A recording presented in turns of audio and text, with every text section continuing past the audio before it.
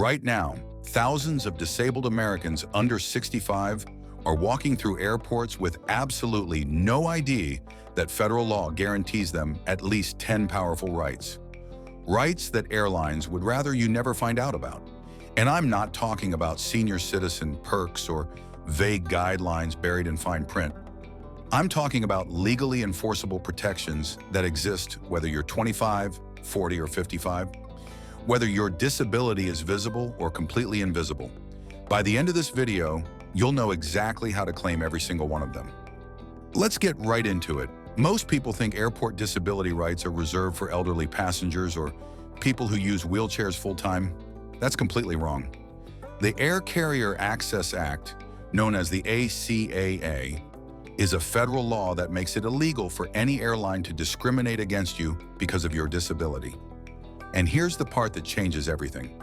It covers physical disabilities, mental health conditions, chronic illnesses, autoimmune disorders, PTSD, anxiety, autism, epilepsy, multiple sclerosis, Crohn's disease, you name it. If your condition permanently or temporarily impacts a major life activity like walking, breathing, hearing, or even concentrating, you are fully protected. No age requirement, no doctor's note, no special ID card. This law applies to all flights to, from, or within the United States, even on foreign airlines.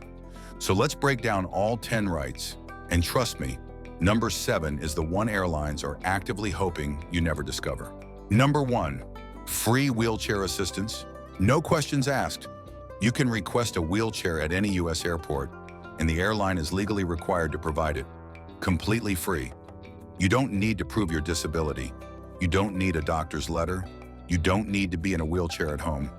All you have to do is self-identify as someone who needs mobility assistance. The airline must then provide a ground wheelchair, a trained escort through the terminal, help through the security checkpoint, and transport all the way to your gate. And here's what most people don't know. They cannot leave you sitting unattended in that wheelchair for more than 30 minutes. That's federal law under 14 CFR Part 382. If they park you in a corridor and forget about you for 45 minutes, which happens far more often than you'd think, that's a direct violation you can report immediately. This right exists whether your mobility impairment comes from a broken ankle, chronic pain, MS, or anything else that makes walking through a massive terminal genuinely difficult. Number 2, you have the right to pre-board before everyone, including first class. This one gets violated constantly, and most passengers don't even realize it's happening.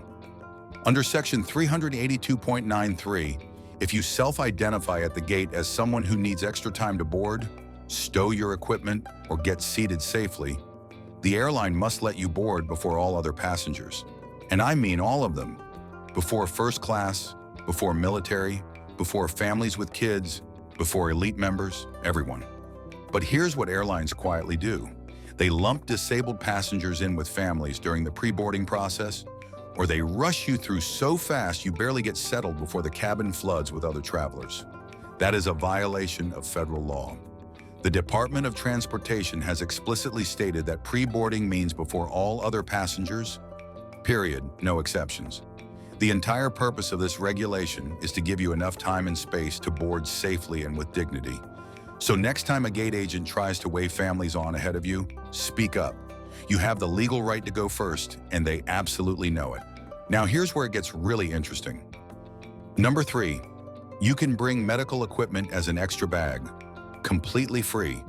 If you travel with a CPAP machine, nebulizer, medications, insulin pumps, portable oxygen concentrators, or any medical device, listen carefully, because this alone could save you hundreds of dollars a year.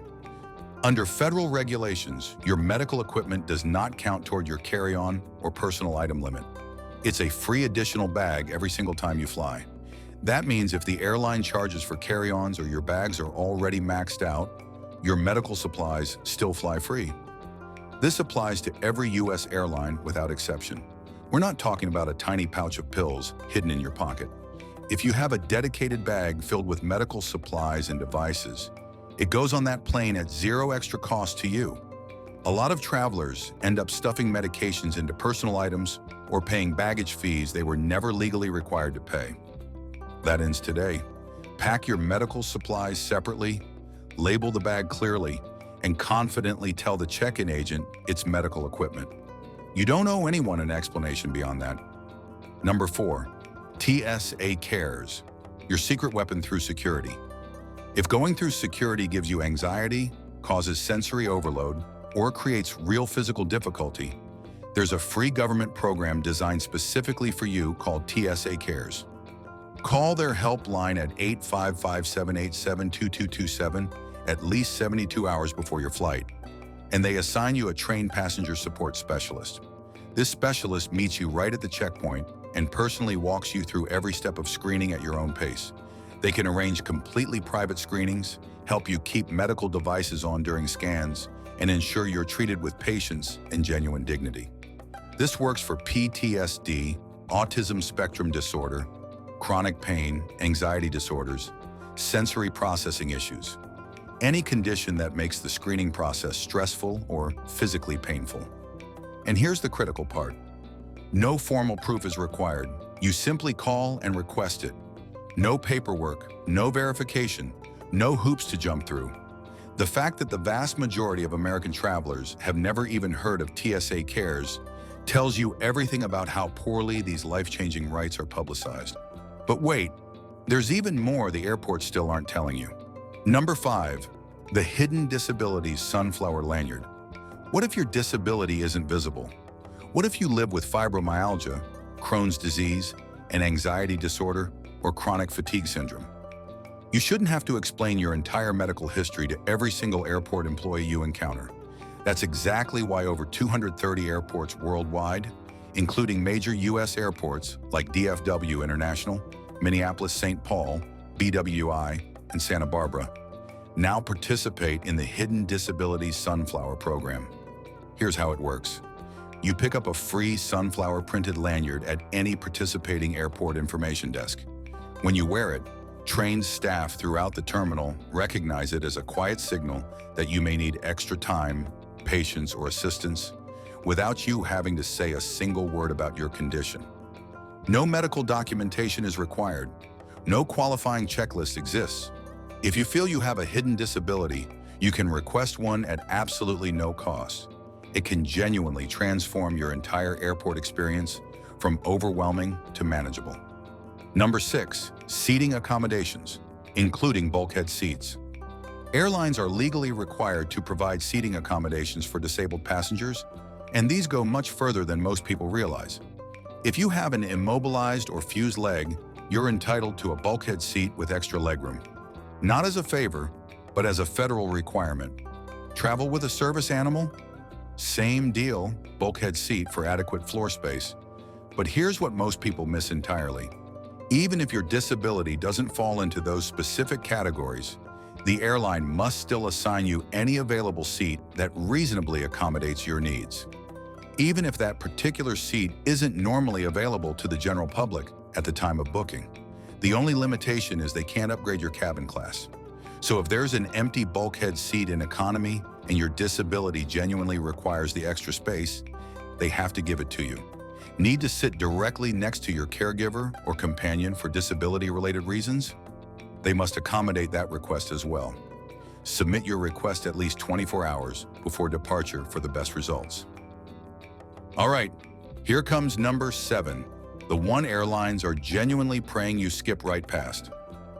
Number 7, the real-time disability hotline. Picture this. You're at the gate, bags packed, boarding pass in hand, and the airline is flat out refusing to let you pre-board. They're demanding a doctor's note that no law on earth requires. You feel helpless and humiliated. Here's exactly what you do. Pull out your phone and call the Department of Transportation's Disability Hotline at 1-800-778-4838. This isn't a complaint line you use after you get home. This is a real-time intervention line. A duty officer picks up, hears your situation, and calls the airline directly, right then and there, to remind them what federal law requires.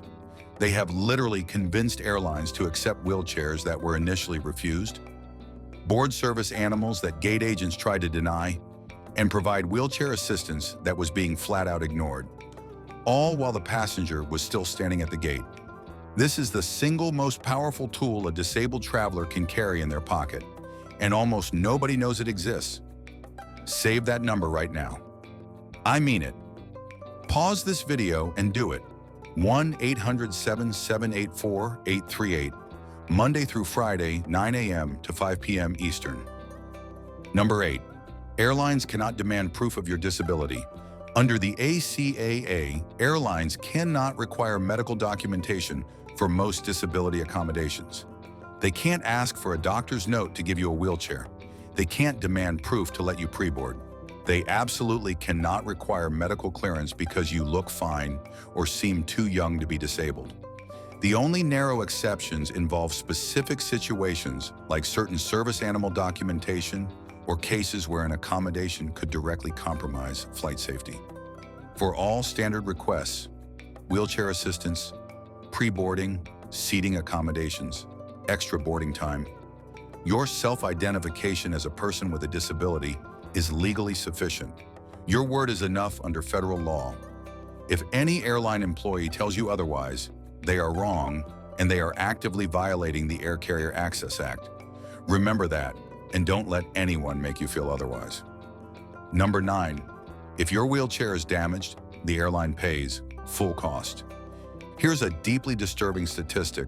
U.S. airlines damage, delay, or destroy roughly 31 wheelchairs every single day. In 2024, the DOT hit American Airlines with a record-shattering $50 million penalty for systematically mishandling wheelchairs and providing unsafe assistance to disabled passengers over a 4-year period. That fine was 25 times larger than any previous DOT disability penalty in aviation history. If an airline damages your wheelchair, they are fully liable for the complete repair or replacement cost, not some capped baggage liability amount. A Quality Power wheelchair can cost anywhere from $15,000 to $70,000, and the airline has to cover every single dollar. Under proposed new rules, airlines would also be required to notify you immediately when damage occurs, provide a temporary loaner wheelchair, and let you, not them, decide how repairs get handled. Before every flight, photograph your wheelchair and document its make, model, serial number, and current condition. If something goes wrong, that documentation becomes your most powerful ammunition. And finally, number 10, file a formal DOT complaint and make it count. If any of these 9 rights are violated, you do not have to swallow it and move on with your life. File a formal complaint with the DOT's Aviation Consumer Protection Division online at transportation.gov by physical mail or by email. Here's what happens next. DOT forwards your complaint directly to the airline, and the airline is legally required to respond to both you and the DOT. A transportation analyst reviews the entire case, and an attorney evaluates whether federal law was actually broken. But here's why this matters beyond just your personal situation. Your complaint feeds directly into DOT monthly consumer reports, actively influences future rulemaking and policy decisions, and can trigger full-scale federal investigations into that airline. So here's the bottom line. You don't have to be over 65. You don't have to be in a wheelchair full-time. You don't have to look disabled to a stranger's untrained eye. If you have any condition, visible or invisible, permanent or temporary, that affects a major life activity, the Air Carrier Access Act is your shield, and these 10 rights are your sword. Airlines won't hand them to you voluntarily. You have to know them, claim them, and when necessary, fight for them. Now I have one question for you. Which of these 10 rights surprised you the most? Drop it in the comments below. I read every single one, and I genuinely want to hear your airport stories. The good, the bad, and the absolutely infuriating. If this video helped you or opened your eyes to something you didn't know, smash that like button so the algorithm pushes this out to more people who desperately need this information. Share it right now with anyone you know who lives with a disability or who loves someone who does. And if you haven't already, hit subscribe and turn on that notification bell, because this channel breaks down rights, laws, and information that directly impacts your everyday life. the stuff nobody else is telling you about. I'll see you in the next one.